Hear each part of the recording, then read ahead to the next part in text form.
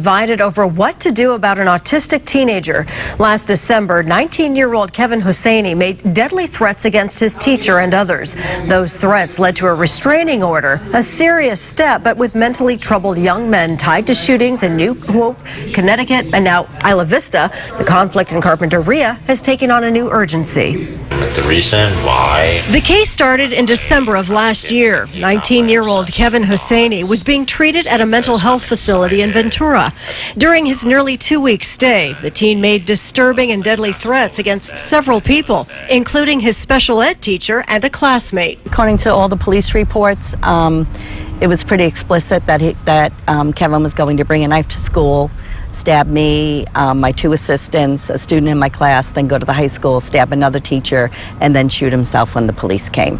Kevin's mother, Deborah, doesn't dispute that fact and insists he never threatened to kill himself. She describes her son as someone who is dual diagnosed with autism and schizoaffective and shudders at any parallel made to the Isla Vista gunman or any other mentally ill suspect.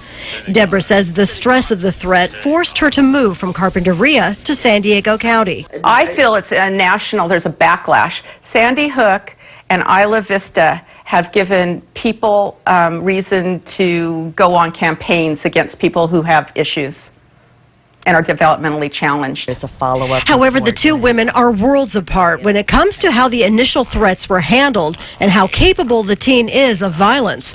Reef said at the time she felt an extra threat. The school district did nothing to beef up security, even when it was believed Kevin would be back on campus. I spoke with 7 different sheriffs, and every one of them recommended a restraining order. Papers about my restraining order. Deborah says her 6'4" teen, who can't tie his own shoes, is under 24-hour supervision in an Ohio facility, getting excellent treatment for another 6 months. Kevin can't drive, has 24/7 care, has no access to weapons, and we even keep him away from violent video games and anything that has violence. He's not even allowed to watch violent movies. Reef disagrees and worries about her safety 6 months from now without something in place. I honestly feel that that when somebody with mental illness and a combination of autism, when things are not in sync, that it can be dangerous. A Santa Barbara Superior Court judge will make the decision. The case is back in court June 16th.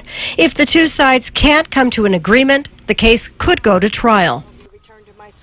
Carpinteria School Superintendent Paul Cordero said safety is a top concern. The district has spent the past 4 months investigating this case. They hope to make a decision by the end of this month. Santa Barbara's downtown is